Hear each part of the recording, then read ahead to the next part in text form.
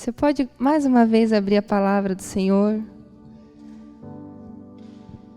Agora no livro de 2 Timóteo, capítulo 1, versículo 7.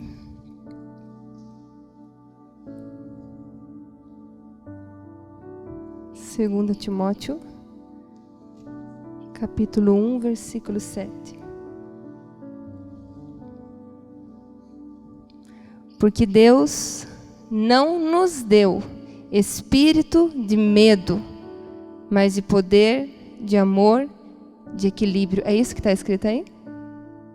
É isso que está escrito na sua Bíblia? Porque Deus não nos deu espírito de medo, mas de poder. Você pode sentar? Porque Deus não nos deu espírito de medo, mas de poder. Você pode repetir comigo assim, ó. Deus não me deu espírito de medo, mas de poder. Deus não me deu espírito de medo, mas de poder. Grava essa frase aí, deixa ela guardadinha no seu coração e a gente já volta nela daqui a pouquinho. Foi sugerido para que hoje nós conversássemos sobre um tema que está muito em alta. Um tema que tem ganhado bastante espaço nas mídias e eu imagino que você já ouviu sobre isso e tem tudo a ver com o mês que se comemora o Dia das Mulheres. Você já deve ter ouvido essa expressão, o empoderamento feminino. Já ouviu sobre o empoderamento feminino? O que significa empoderar? Empoderar significa conceder poder. E essa busca por mais poder para a mulher é uma luta, de muito tempo. De muito tempo. Foi por isso que começou há muito tempo atrás o chamado movimento feminino. Numa época em que a mulher era desprezada simplesmente por ser mulher. Numa época em que a mulher era tratada como se fosse uma propriedade. Existem lugares e culturas que infelizmente ainda é assim. Mas aí começou o movimento feminino nessa busca para que a mulher tivesse os mesmos direitos que o homem.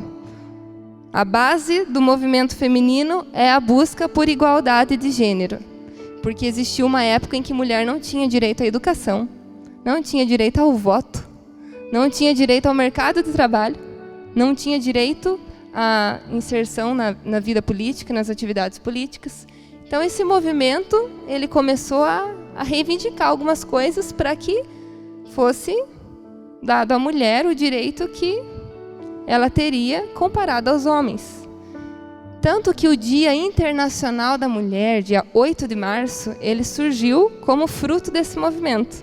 Em 1917, lá na Rússia, mais ou menos 90 mil mulheres, elas foram para as ruas numa manifestação reivindicando melhores condições de vida, melhores condições de trabalho, e o movimento continua até hoje.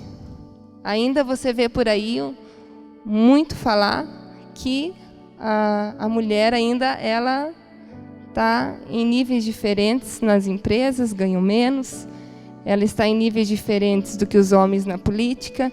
Então o movimento continua protestando, e não só por isso, amadas, também em relação à violência contra a mulher, aos abusos. O movimento requer mais conscientização em relação a isso, mais medidas preventivas, medidas protetivas, enfim, o movimento faz sentido. O movimento feminino tem certo sentido. É claro que, como todo movimento, existe um grupo de ativistas que às vezes sai do equilíbrio, né? Então você vai ver nesse movimento também um grupo de ativistas que propõem questões exageradas, desnecessárias, sem sentido nenhum. Mas Deus é Deus de empoderamento. Sabia que Deus é Deus de empoderamento? Quando você vai estudar alguns nomes atribuídos ao nome de Deus, no hebraico, um dos nomes direcionados a Deus é El Shaddai, que significa o Todo-Poderoso. Então a melhor maneira de nós aprendermos sobre empoderamento é com o Todo-Poderoso. Amém? E o Todo-Poderoso, Ele quer muito empoderar as mulheres. Tanto que tem um texto na palavra de Deus que tem o retrato que Ele permitiu que fosse registrado, o retrato exato de uma mulher que é muito empoderada. Tem uma mulher muito poderosa em Provérbios 31, que é a mulher virtuosa. Deus deixou um registro lá no livro de Provérbios. Se você não conhece, nunca ouviu falar quem que é essa mulher, eu encorajo você a ir atrás. Vai ler, vai pesquisar. Essa mulher é muito empoderada. E eu acho interessante que mesmo assim, um texto do Antigo Testamento, escrito há tantos anos atrás, naquela porção mais antiga da Escritura, o retrato que você vê lá não é de uma mulher subjugada, não é de uma mulher limitada, não é de uma mulher reprimida. Quando você vai ler a mulher que está descrita em Provérbios 31, você vai se deparar com uma mulher que vai te deixar de queixo caído. Você vai olhar a desenvoltura dela, a habilidade dela, o dinamismo dela, a disposição dela, e você vai ficar maravilhada com essa mulher. E uma vez eu ministrei sobre ela num dos cultos Joia Rara, e eu me lembro que eu falei assim, gente, aquela mulher, ela é a primeira a acordar e ela é a última a ir dormir. Aquela mulher é cozinheira, ela é empreendedora, ela é agricultora, ela é costureira, ela é administradora, comerciante, importadora, ela cuida da casa, ela ensina os filhos com sabedoria, ela faz obra social, ajuda os necessitados e ela ainda se veste muito bem. Meu Deus, que padrão de mulher! Será que Deus colocou assim o perfil de uma mulher tão empoderada para a gente tentar se adequar a esse padrão? Será que é para a gente se esforçar e seguir à risca aquela lista daquela mulher? Veja bem, queridas, há tantos anos atrás, em Provérbios 31, quando a mulher era reconhecida só por dar à luz, a única função que ela era reconhecida era por dar à luz. De repente, Deus traz um outro retrato sobre ela. E Deus mostra como a criação pode ser muito competente, pode ser muito dinâmica.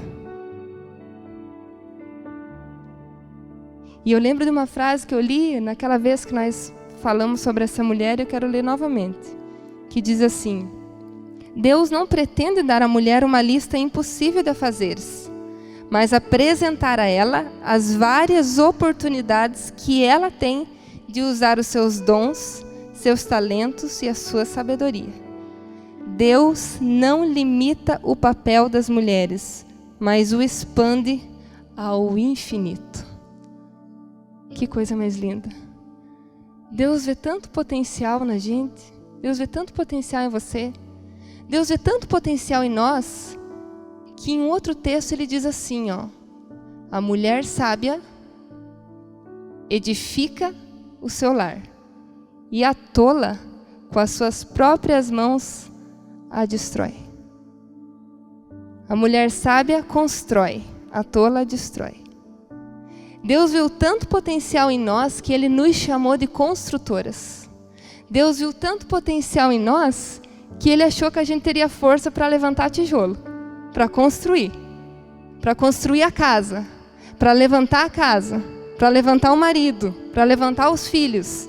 Deus viu em nós um poder de construção, poder construtivo e também um poder destrutivo.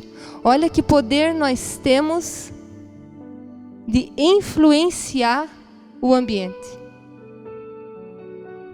É por isso que se o homem, se o marido acordar muito bem, mas a mulher acordar de mau humor, ele logo fica mal e nem sabe por quê. E o contrário também é verdade. Se o marido não está bem, a mulher consegue levantar ele. E isso não é servidão, isso é poder. Isso é poder. Deus viu em nós poder de construir, poder de levantar. E esses textos aqui são textos antigos, do Antigo Testamento, da época em que se falava que a mulher era uma propriedade, e olha o que Deus fala da mulher. E não só no Antigo Testamento, você já observou como que Jesus tratava as mulheres? Quando Jesus veio, vai lá ler sobre os encontros que Deus permitiu que ele tivesse na caminhada com cada mulher. Você vai ver que Jesus dava espaço para a mulher, Jesus dava voz para a mulher, Jesus projetava a mulher, Jesus tinha estima pelas atitudes das mulheres. E tem um bendito fruto entre as mulheres chegando ali. Deus dava estima, Jesus estimava, aliás. Jesus estimava a atitude das mulheres. E quando Jesus disse que ia subir aos céus e voltar, ele falou assim: eu vou subir, mas eu vou comissionar homens e mulheres para continuar o meu trabalho. E daí, amadas, foi prometido o maior empoderamento da história, que foi o derramamento do Espírito Santo. Quando Jesus avisou que ele ia subir, ele deixou avisado também que o Espírito Santo ia descer. E ele dá uma orientação ali para os primeiros discípulos e discípulas. Ele diz assim: olha, vocês fiquem quietinhos até vocês ficarem prontos. Vocês vão ficar prontos quando vocês receberem poder do alto. Quando o Espírito Santo descer sobre vocês, então vocês estão prontos, aí vocês podem sair daqui e mandar ver na missão. E aconteceu isso. Atos capítulo 2 conta esse momento da igreja primitiva, quando eles ficaram aguardando esse poder, esse empoderamento. E quando você vai ler o que aconteceu com eles, quando o Espírito Santo desceu, é algo maravilhoso. Eles foram cheios, elas foram cheias, foram muito cheias do poder do alto, do poder do Espírito Santo. E aquilo se cumpriu naquele dia e continua se cumprindo até hoje, porque Deus não parou de derramar do Espírito dele e de empoderar homens e mulheres. E quando se fala sobre o derramamento desse poder do alto, em Atos capítulo 2, 17 e 18 diz assim, ó: nos últimos dias, diz o Senhor, derramarei do meu Espírito sobre todos os povos, e os seus filhos e as suas filhas profetizarão, eles e elas. Os jovens terão visões, os velhos terão sonhos. Sobre os meus servos e as minhas servas, eles e elas, derramarei do meu Espírito naqueles dias, e eles profetizarão. E a história é marcada por mulheres que foram cheias do poder de Deus e fizeram a diferença na sua geração. Fizeram a diferença onde estavam. A história tem muito nome de mulheres que receberam de Deus algo e que realmente foram empoderadas e cumpriram algo, e viveram algo, e fizeram algo. Então, amadas, o maior empoderamento é ser cheio de Deus. O maior empoderamento é ser cheio do Espírito Santo. O maior poder de todos, ele vem do alto. Eu lembro de uma frase muito famosa de um escritor que ele diz assim: eu sou muito maior por dentro do que eu sou por fora. E ele diz assim, ó: se me racharem no meio, vai ter luz para iluminar uma cidade inteira. Por quê? Por causa de nós, como diz a Paulinha, porque nós somos boas? Porque nós merecemos? Não. Porque Ele coloca tesouro em vasos de barro, para que a excelência, a glória seja dele e não nossa. É barro? É barro, mas tem um tesouro aqui dentro. É barro, sim, mas o que foi depositado aí dentro é grande demais. Eu me lembro de conversar com uma jovem uma vez que foi fazer uma entrevista de emprego numa cidade fora, acho que era Balneário Camboriú. E ela disse que ela estava chegando num grande prédio e chegou na recepção. Era aquele prédio muito chique, muito luxuoso. E já na recepção, as pessoas uniformizadas, aquelas mulheres elegantes. E ela ia passar por ali para fazer a entrevista. E ela foi, olhando aquilo, ela foi se encolhendo. Foi se encolhendo, se encolhendo. E de repente o Senhor lembrou: você tem o reino dos céus dentro de você. E no momento que ela foi se conscientizando, ela foi se levantando. E aí ela foi olhando de igual para igual, porque ela teve essa consciência que o reino dos céus estava dentro dela. A consciência do empoderamento que vem de Deus. E é por isso que quando dizem assim, mas então você está se achando, né? Você acha que tem o rei na barriga, você vai falar assim, não só na barriga, eu tenho o rei em mim todinha. Eu tenho o rei em mim toda. Porque isso, amada, te deixa mais ousada, te deixa mais confiante, mais destemida, mais encorajada, mais bem resolvida e mais feliz. E aí você consegue ser como aquela mulher de Provérbios 31, porque ela realizava, mas ela era realizada. Você consegue ser como ela, que não despreza o que Deus te deu, seja o que for. Não despreza os dons que Deus te deu, a vida que Deus te deu, as oportunidades que Deus te deu, as pessoas que Deus te deu, os talentos que Deus te deu.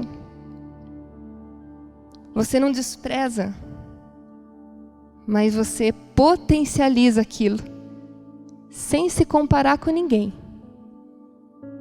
Porque você é única, exclusiva. Então, quando nós lemos esse versículo, Deus não nos deu espírito de temor, mas de poder. Isso tem que estar muito presente na nossa memória. Nós somos empoderadas pelo poder que vem do céu. O que nós carregamos, o que nós temos dentro de nós é um tesouro maravilhoso. Deus resolveu fazer do ser humano um santuário, um templo, um lugar para habitação. Diante de qualquer situação, isso precisa vir à sua mente. Porque esse é o espírito que Deus nos deu. Mas existe uma arma contra esse empoderamento, você sabia? E está no mesmo versículo que você leu. Deus não nos deu espírito de...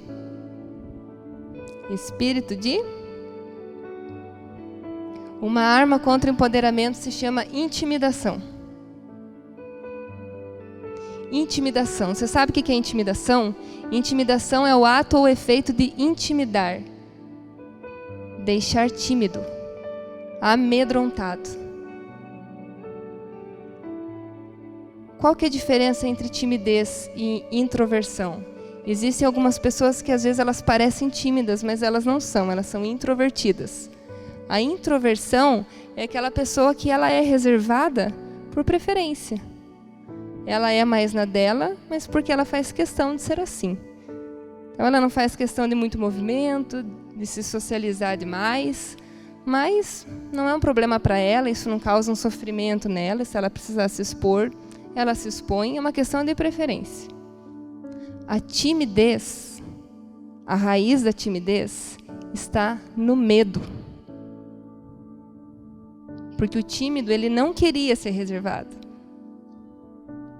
O tímido, ele queria fazer, mas não faz. Ele queria falar, mas ele não fala. Ele queria se expressar, mas não se expressa. Ele queria ser quem ele é, mas não consegue. Porque a raiz da timidez está no medo. E às vezes isso é construído ao longo da vida, principalmente na infância, com experiências de exposição ao medo. E o resultado, a resposta do medo, foi a timidez. E o medo paralisa o tímido. O medo neutraliza. O medo cala. O medo anula. Medo das pessoas.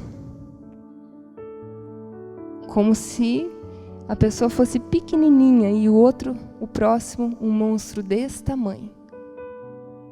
Porque às vezes a causa do medo não é real. Não teria motivo. Mas o sentimento do medo é real. Medo das pessoas, medo de não ser aprovado, de não ser bem interpretado, medo de ser rejeitado, medo de não ter aceitação, medo do outro, do que vão pensar, do que vão falar, do que vão dizer, medo de ser ridicularizado, medo de passar vergonha, medo. Uma vez eu vi uma imagem na internet e estava uma senhorinha bem velhinha. E é como se ela estivesse diante dela mesma quando era pequenininha. Ela e ela. Mas ela no final da vida e ela no comecinho da vida. E nessa imagem, ela olhava para ela mesma. E ela falava, me perdoa por ter sentido tanto medo. Me perdoa por não ter aproveitado a vida, vivido, por ter sentido tanto medo. Medo de coisas que foram supostas nem chegaram a acontecer. Se hoje você estivesse diante de você bem pequenininha, imagina você com mais anos do que você tem, bem velhinha. E lá no final da vida você olhasse para você, lembra daquela menininha? Lembra de você pequenininha? Você ia pedir perdão para ela também? Será que você não ia falar a mesma coisa? Não precisava ter sentido tanto medo. Não precisava ter sofrido tanto. Me anulado tanto. Calado. Não precisava ter vivido aprisionado. Não precisava ter vivido do jeito que eu vivi.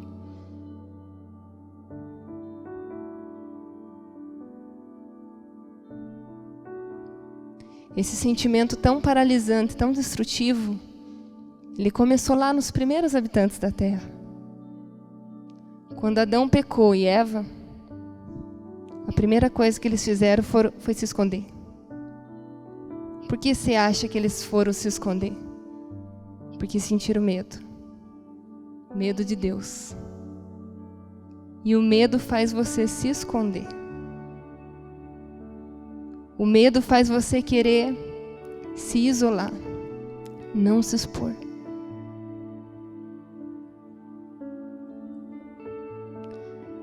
Mas independente se você é tímido, introvertido, não é essa questão. A questão é que a intimidação, ela pode vir para qualquer pessoa, até para um extrovertido.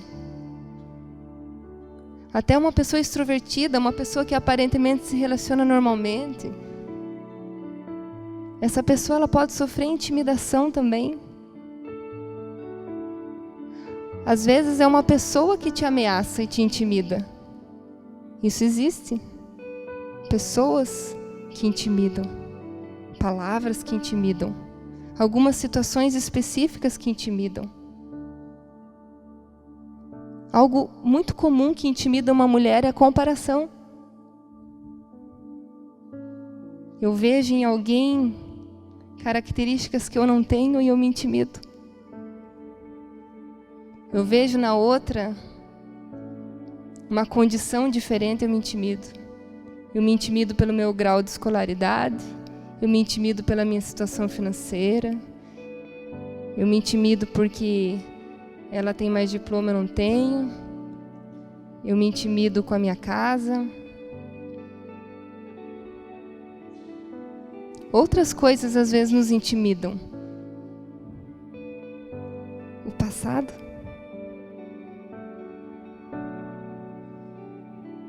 Sentimento de culpa.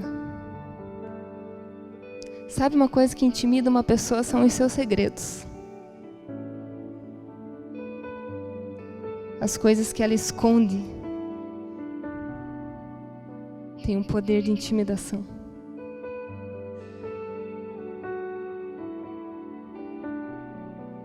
Tantas coisas que nos intimidam, tantas lembranças.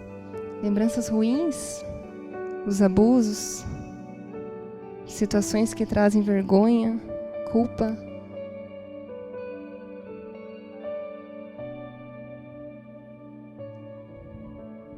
Tantas coisas, amadas, querem tirar esse empoderamento de Deus que traz tanta vida para nós. E você sabia que a intimidação é uma violência? Eu encontrei um texto escrito por um desembargador e eu adaptei esse texto e diz assim, ó: o amedrontamento ou intimidação em que uma vítima ela é escolhida e passa a ser ameaçada de maneira sistemática, é considerada crime. É uma atitude que fere os princípios constitucionais que dizem respeito à dignidade humana. O medo causado pelas ameaças é o que configura a violência.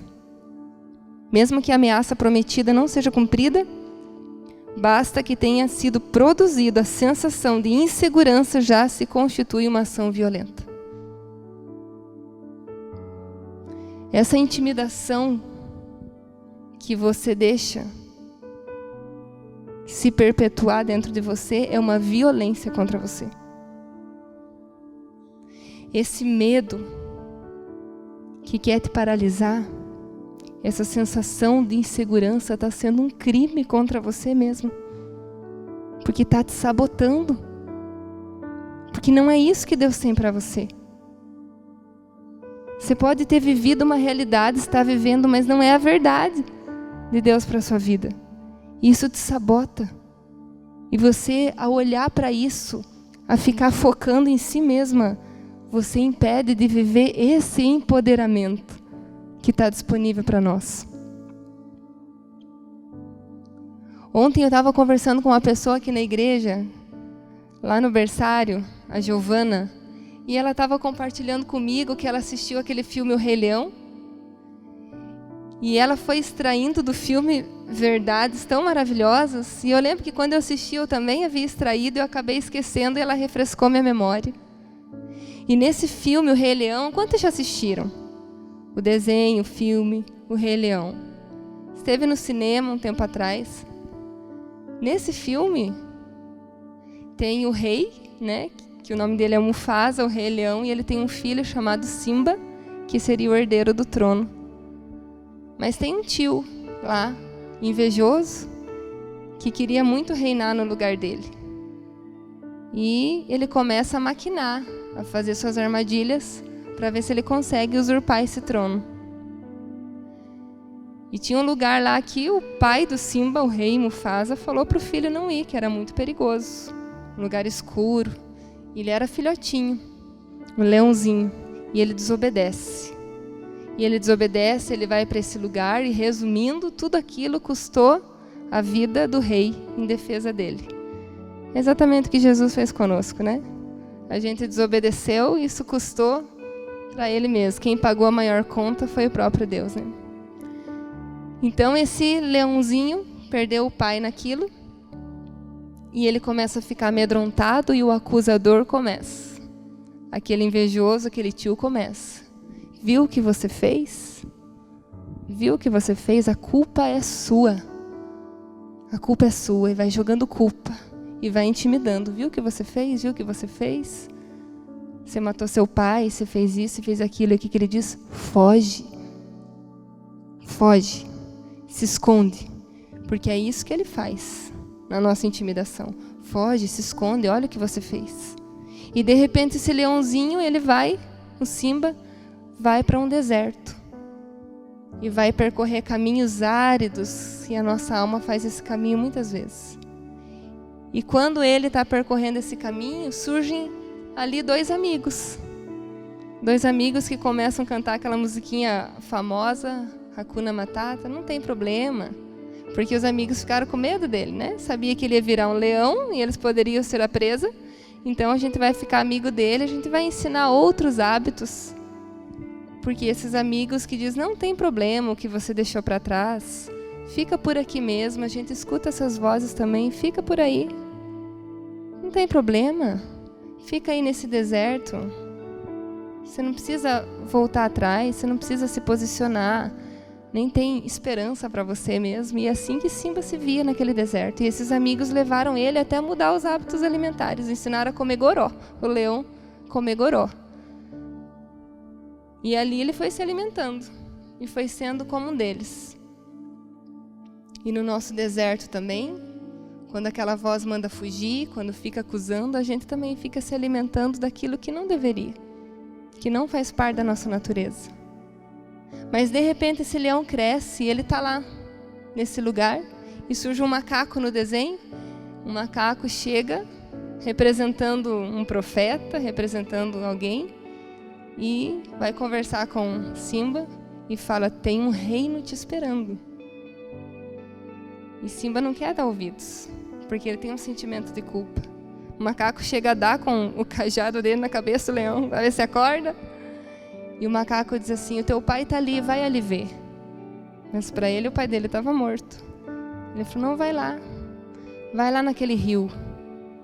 E quando Simba vai no rio e ele contempla o aspecto dele, o rosto dele, no reflexo na água, ali ele enxerga a semelhança do pai. Ali ele encontra o pai. Ele se vê e ele encontra a semelhança do pai. Então ele dá um rugido e ele desperta o leão que há nele. E alguém já disse isso: quando alguém quiser te falar o que você não é, lembre que você tem um leão aí dentro de você. Lembra que você foi feito à imagem e semelhança do Pai. A imagem e semelhança de Deus. Então, desperta o leão que tem dentro de você. Desperta. E se você vê o versículo acima do que você leu, está sendo falado a Timóteo: desperta o dom que há em ti. Desperta o que há em ti, amada. Desperta o poder que está dentro de você. Eu não estou sendo uma coach aqui fazendo uma mentoria para dizer: você pode mais do que você acha que você pode. Não estou tentando animar, porque eu não sou animadora de plateia. Eu estou falando do poder que vem do alto. De um poder que foi conquistado na cruz do Calvário para cada ser humano que disser sim ao poder do Espírito Santo. E esse poder está dentro de cada uma de nós. Efésios diz assim: ora, aquele que é poderoso para fazer tudo, infinitamente além do que pedimos ou pensamos, segundo o poder que opera em nós. Existe um poder que opera em nós. Existe um poder agora, dentro de você, que só está esperando ser despertado. Você que achou que esgotou todas as possibilidades de você viver algo novo. Você que achou que é o fim da linha para algumas coisas. Existe um poder dentro de você que pode mudar o percurso. Pode ser que você faça o caminho de volta como o rei fez, o rei Simba, que voltou. E ele voltou ouvindo acusação. Porque no desenho você vai ver que Simba volta e o invejoso tio começa a falar assim: você voltou? Você vai contar para eles o que você fez? Você vai contar? E a acusação começa, porque nunca para, amados. As intimidações nunca vão parar. Mas você tem poder do alto para você lidar com isso. E para não sucumbir a isso. Mas só vence o medo aquele que sabe o quanto é amado.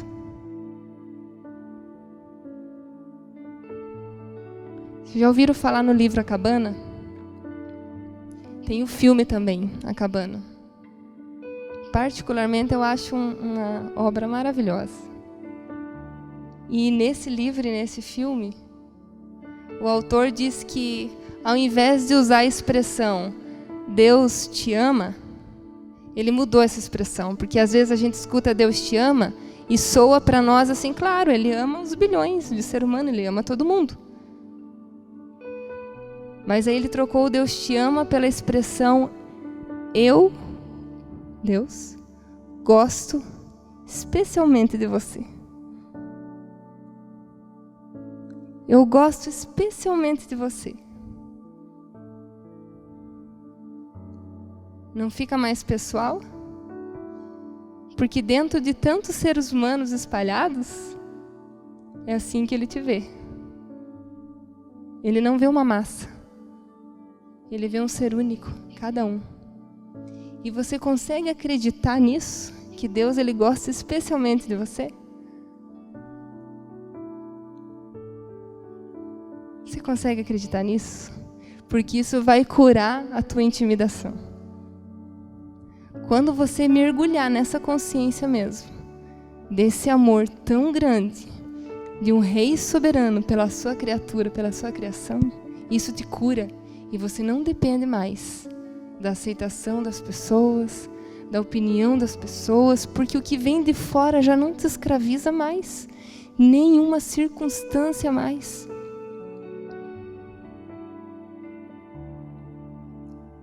O Senhor diz: eu gosto especialmente de você, do jeito que você é,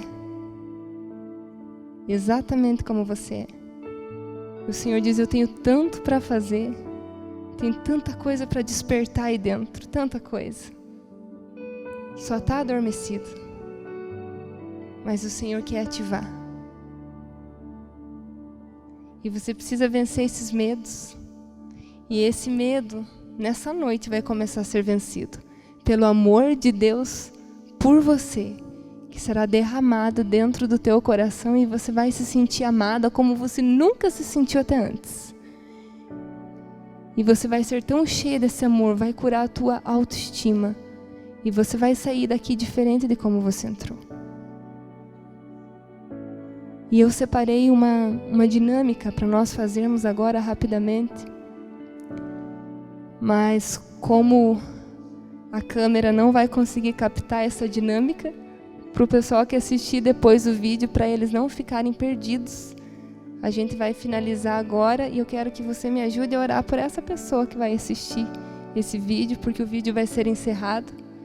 E nós vamos orar para que quem assistir esse vídeo também sinta esse amor de Deus, seja curado dos seus medos, da sua intimidação. E depois nós seguimos a nossa dinâmica, amém? Feche os teus olhos. Pai, nós temos consciência, Deus, de que o Senhor está trazendo a tua mensagem ao nosso coração. E nós colocamos agora, Deus, todas as pessoas que estarão assistindo e ouvindo a respeito do teu amor. Que elas também entendam que o Senhor não deu a elas espírito de medo, mas de poder. E que nesse momento, Pai, a consciência delas expanda acerca desse poder que vem do alto. E que esse poder, ó Deus, comece a quebrar todas as cadeias de intimidação. E que agora elas se sintam tão amadas por Ti, Pai, tão amadas a ponto de curar, Senhor. Curar agora, Pai, qualquer coração que foi paralisado por conta, Senhor, dos seus medos, das culpas, das acusações, que quer que seja. Nós queremos, Pai, que da mesma forma como o Senhor nos disse aqui, essa pessoa que está ouvindo, Deus, o Senhor gosta especialmente dela e que ela seja cheia agora do Teu amor, em nome de Jesus. Amém.